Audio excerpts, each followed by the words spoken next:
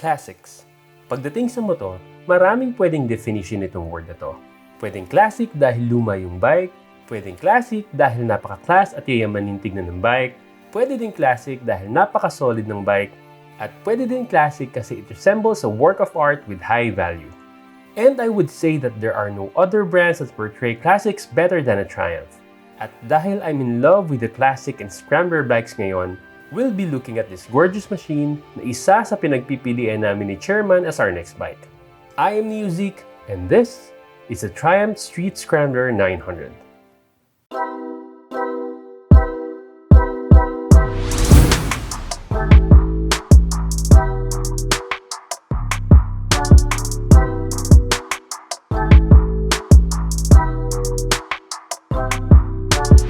Good day guys! Welcome back to my channel. So before we start this review, maraming salamat kay Sir Migs Dado of Triumph Green Hills for allowing us to test this bike for this review. And kay Kuis Monjit Puruganan for giving us this review sa kanyang bike. In this video, i-review natin ang isa sa pinaka-pogi at machong bike in my opinion, the Triumph Street Scrambler 900. And as usual, we will run this bike through the different categories that we use to review each bike and we'll give our verdicts sa dulo. And of course, just a disclaimer, the rating that I will give are based on my opinion and you may have a different view. So without further ado, let's get into it. Number 1 is the looks. Wala nang patumpik-tumpik pa. Unang tingin pa lang, love at first sight na agad ako sa bike na ito. I am a classic bike enthusiast kaya patok na patok sa akin ito. It has the perfect combination na hinahanap ko sa looks ng isang bike. Round headlights, high and wide handlebars, big displacement engine, spoked wheels, Scrambler tires, round side mirror, classic na fuel tank, at astig na exhaust system. Short, sobrang angas at pogi talaga. Nice. Isa ito sa mga bikes na mapapatingin ka talaga at automatic na magiging pogi ang nakasakay dito kahit naka-helmet pa. It has a very timeless look and kahit anong generation mo ilabas itong bike na to, I would say na the looks of this bike will stand out talaga. And that exhaust, man, hindi ka magkakamali sa exhaust niya dahil siya lang ang may ganitong style ng exhaust na patok din sa ating mga riders. Pero ang tanong ng karamihan bakit nga ba mataas yung exhaust ng bike ito? From the looks and the name of the bike, it is a Scrambler and intended siya na gamitin on both on and off-road. Triumph seemingly placed the exhaust higher than the usual para just in case that you will be bringing this bike on grassy, muddy, or flooded surface, hindi maapektuhan yung exhaust system. But for me, what stands out sa bike na ito in terms of the looks is yung mga maliliit na components. If you look at each part of this bike, hanggang sa pinakamaliit na parte, malalaman mong quality talaga at hindi tinipid. Solid and quality parts talaga nakakabit sa bike na to. Kumbaga, walang tapon talaga. This bike has a height of 1,180mm, length of 2,125mm, width of 835mm, wheelbase of 1,445mm, and a ground clearance of 157mm. Since this is a Scrambler, hindi ka mamomoblema sa mga humps sa kalsada, pero the ground clearance is not as high as the other Scramblers, so I'm not sure if you really can use this sa malakasang off-road. Weight of this bike is 223 kilos, which is on the heavier side and uncommon for a Scrambler bike. Scrambler bikes should be light enough for off-road use. Though, Triumph purposely named this as a street Scrambler kasi even though it is styled and called as a Scrambler, I would say na it is designed and intended for more of cruising and street use rather than off-roads. Kumbaga, ipang-poporma mo talaga siya. It has 3 different colors to choose from. The matte khaki green, the carnival red and jet black, at yung gold line version niya which is the matte Pacific blue. The only thing na I wish Triumph did for this bike in terms of the looks is, ano nga ba? Parang wala. Ganon ko gusto yung looks ng bike na ito. Kapag gamit mo tong bike na to, iisipin mo na lang na ikaw si Chris Pratt sa Jurassic Park. And if I'm to own one, I would install a saddlebag for extra storage, a little windscreen para malesen yung hangin na tumatama sa rider on expressways, engine guard for protection ng bike, metal skid plate since hard plastic yung nakakabit sa kanya, exhaust wrap para mabawasan yung init ng headers, bigger tires, and of course, an aftermarket exhaust system para poging-pogi siya sa looks and sound. So for the looks, kung pwede ko lang bigyan ng mas mataas na rating, I will give it 10 stars. But for consistency ng rating natin, I will give this bike 5 stars. Number 2 is comfortability. So this is the tricky part. Let's talk about the riding stance first. Riding stance is really great in this bike, para ka lang may dalang mabigat na bisikleta. It has a high and wide handlebar that helps the rider to have a better control sa bike even on off-road. Placement of the foot pegs are also relaxed plus the teeth of the pegs, and brake pedal is great too para hindi madulas yung shoes. For the seats, they are really comfy as well even as stock. Bihira yung ganyan sa isang Scrambler bike. It has enough cushion para sa long ride for both rider and the pillion. Yes, mukhang maliit lang yung pillion seat pero tested and approved ni Chairman to. The material is really good and looks premium as well. So to sum up yung comfortability in terms of the riding stance, sobrang okay nitong bike na to. Now, let's talk about that engine heat. Ito yung unang concern ko when I saw that high exhaust and I'm pretty sure na kayo din. And to be honest, yes, mainit talaga siya. I can say na all European bikes mas mainit talaga than the Japanese bikes, and this bike is no exception. When I got this bike sa showroom, I was wearing fatigue pants and tested it sa traffic ng EDSA at sa katirika ng araw. At confirmed! Mainit talaga siya. May mga times na kailangan ko nang patayin yung engine while in traffic dahil nagiging crispy pata na yung hita ko. And that high exhaust really contributes sa init ng bike kahit na liquid-cooled pa siya.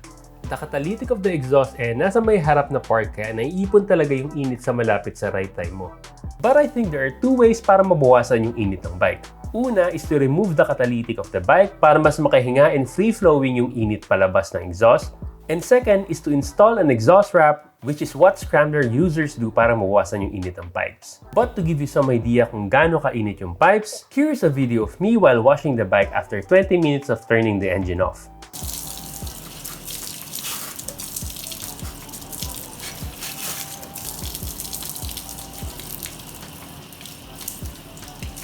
I would say na if you're going to use this bike exclusively sa expressway or weekend rides, it will be comfortable since wala kang mararamdaman na init or whatsoever sa engine or pipes kapag tumatakbo.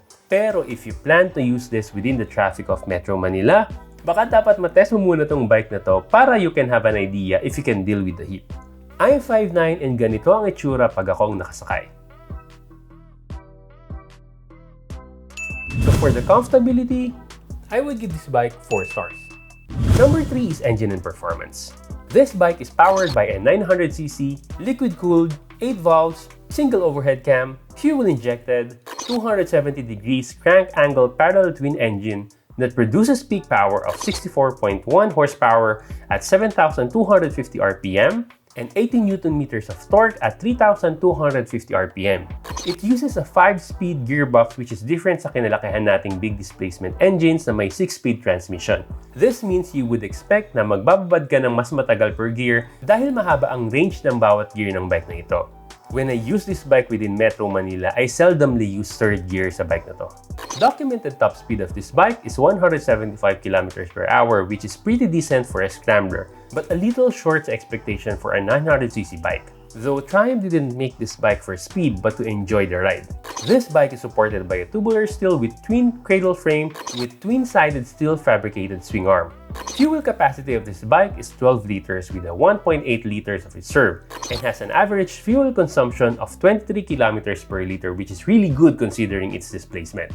It has a 310mm single floating disc with Brembo 4-piston fixed axial caliper at the front and a 255mm single disc with Nissin 2-piston floating caliper at the rear, both of course with ABS. It has a 41mm KYB forks with cartridge damping at the front and KYB twin shocks with adjustable preload at the rear. Front tire has a size of 100 by 90 by 19, while the rear has a size of 150 by 70 by 17. Stock tires are Metzeler Tourance tubeless tires that are attached into spoke steel rims. One thing that I noticed immediately in this bike is the delay in the throttle response. I'm not sure if it is because of the ride-by-wire technology, torque assist clutch, or riding mode of the bike, pero it has a noticeable delay sa throttle response. This may be a con on advanced riders at naghahanap ng walwal mode, but a big plus sa beginner riders kasi hindi ka bibiglain ng bike na to. Kumbaga, we can say na mabait itong bike. However, even though there is a delay in the throttle response, it has a decent torque once you are moving, so you will still feel the power of that 900cc engine on higher gears. Not as torquey as other Scramblers though. And if you wonder kung gaano ka macho tumunog ang stock exhaust ng bike na to, here is the sound.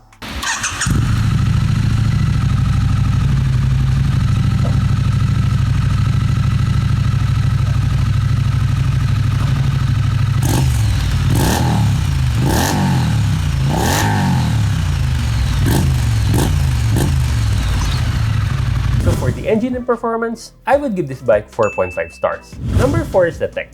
As I've mentioned sa mga past vlogs ko, usually wala talaga masyadong technology yung mga Scrambler bikes. This type of bikes are supposed to be straightforward bikes na can be used for off-road. Pero sinigurado ng Triumph that this bike will have adequate technologies na makakatulong sa mga riders. To start, meron siyang 3 riding modes: the road, rain, and off-road. Meron din siyang switchable ABS if you decide to go off-road. Another good thing about this bike is meron na siyang USB power socket sa ilalim ng seat, so if you decide to go on an adventure, pwede mo i-charge yung mga device mo. It has a neat analog speedometer that displays the speedometer, traction control indicators, low fuel indicator, engine temperature warning light, oil pressure warning light, check engine indicator, and ABS indicator. And an LCD display at the bottom which displays the fuel gauge, gear indicator, time, and riding mode. The only thing na I wish this bike has in terms of the technology is a better turn signal light dahil ganito usually madaling maputol sa other bikes, and the shape of that taillight. Even though the taillight is already LED, which is a great plus. For me, I must prefer ko yung round taillight.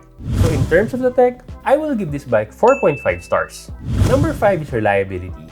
Triumph motorcycles are considered to be rock-solid, reliable, and durable bikes. Kaya naman siya considered premium. And what I like about Triumph is hindi sila lumalayo sa classic looks ng bike, but at the same time, they are putting modern technology for the riders to enjoy the bikes more. And just what I mentioned earlier, kahit sa pinakamaliit na parts ng bike nito, Triumph ensure na quality yung nakalagay. Uulitin ko lang, kumbaga walang tapon na parts. Triumph is a British company that started by manufacturing bikes in 1889. And because of their success in selling bicycles, they started building motorcycles na rin in 1902. So they do have more than a century of experience in providing quality engines. In terms of reliability, Triumph ranks 7th sa most reliable bikes according sa consumer report that studied over 11,000 bikes. For now, I would say that Triumph cannot compete yet with the Japanese brands, but they score higher than their European counterparts like the Ducati and BMW. Pero of course, reliability of the bike still depends kung paano natin inaalagaan yung mga bike natin. Sabi nga ng karamihan, walang perpektong motorsiklo. The Street Scrambler was first released last 2006 and Triumph has been upgrading the components and engine of this bike to better cater the rider needs, but basically has the same vintage Scrambler look as the present models, which I really like.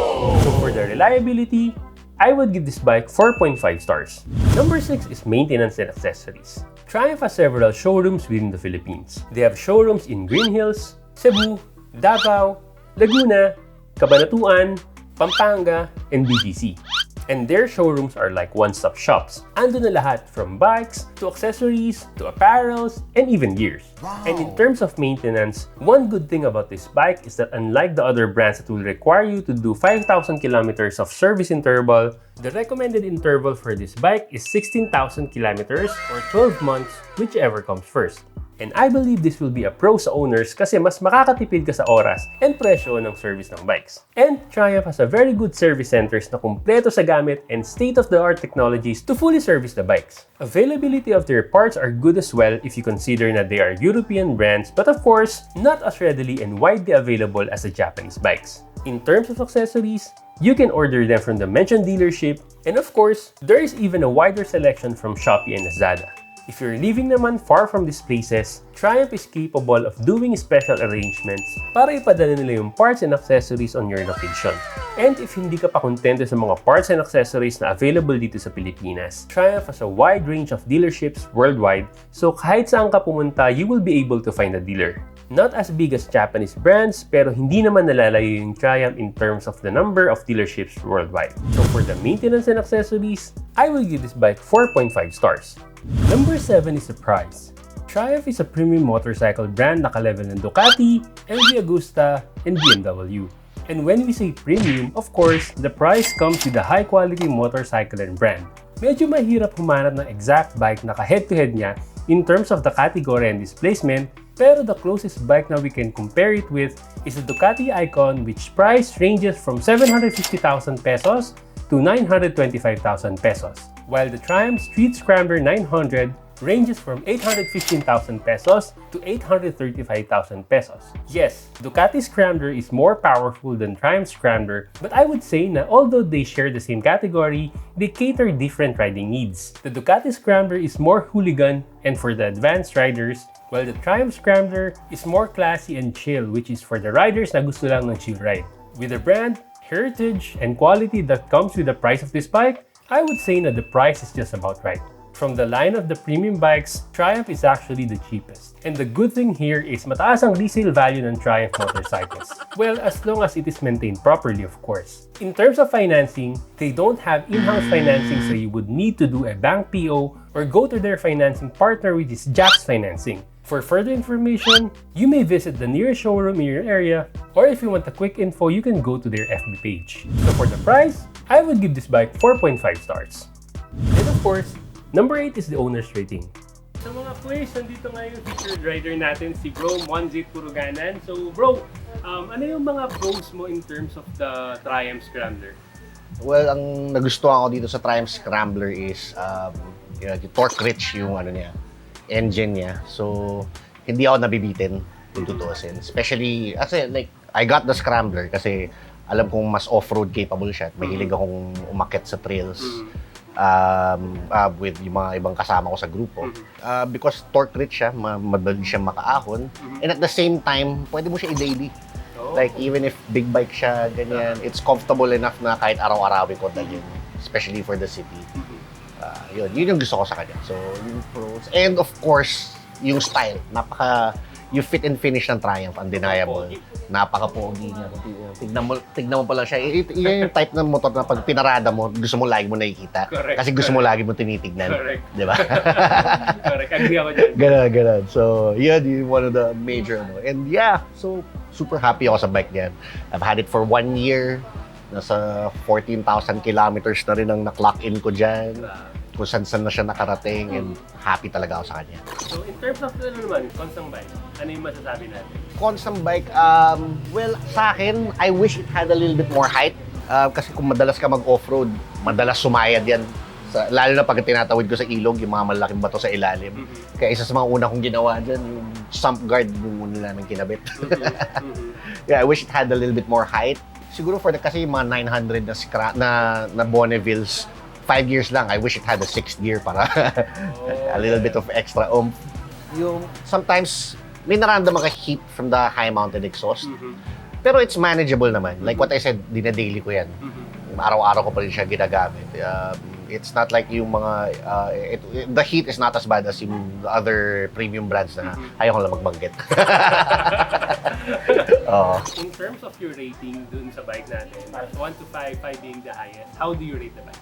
I guess I would rate it 4 out of 5 kasi probably because may mga cons pa rin na I wish na gusto natin ma-address. Pero I'm still very happy with this bike. I think I'm still gonna keep it a little longer or i-upgrade ko siya. I mean, marami pa kaming plano kung saan ko padadalhin tong motor na to. Marami pa nga. Oo. Kasi masarap siya i-trail eh. Talagang surprisingly, you think pogi bike lang siya. Pero sa off-road, it's built like a tank. Talagang may mga ibang kasama kong mag-trail, nagamit rin na yung street scrambler sa mga tipong pang-enduro lang dapat na motor. Magkakasama kami, dinadala namin din yung mga motor namin. Ganun. So it can take the beating. So yun yung okay sa kanya. It's built like a tank. Kahit na pogi siya. Looks like a tank. Maraming salamat, Chris. Alright, sige. Thank you so much. So just a recap of the ratings that we gave this bike. For the looks, we gave 5 stars. For the comfortability, we gave 4 stars. For the engine and performance, we gave 4.5 stars. For the tech, we gave 4.5 stars. For the reliability, we gave 4.5 stars. For the maintenance and accessories, we gave 4.5 stars. For the price, we gave 4.5 stars. And for the owner's rating, we have 4 stars. So for the final verdict, I will give this bike 4.4 stars. I would say that this bike is perfect for beginner riders na gustong tumalon agad sa 900cc category at gusto ng poging-poging weekend scrambler bike na hindi ka bibiglain. But if you're planning to use it on everyday or more frequent use, tulad nga ng sinabi ko kanina, I would suggest na i-try mo muna itong bike na to see if you can handle the engine heat. Triumph is offering test rides naman, kaya I suggest to grab that opportunity to see if this bike fits your riding style. And to be honest, isa itong bike na to sa mga pinag-iisipan namin ni Chairman na next bike namin pag nag-upgrade na kami. Though sa ngayon, nasa ilalim siya ng option namin kasi gusto namin ni Chairman ng cruiser or adventure bike and malaking consideration yung init na exhaust niya. At kung may natutunan kayo sa video na ito, appreciate guys if you can click the like and subscribe button para updated kayo sa mga latest videos na ina-upload ko. Thank you guys for watching this video and see you in our next vlog. This has been Music signing off. Always remember, stay safe, ride safe, and God bless.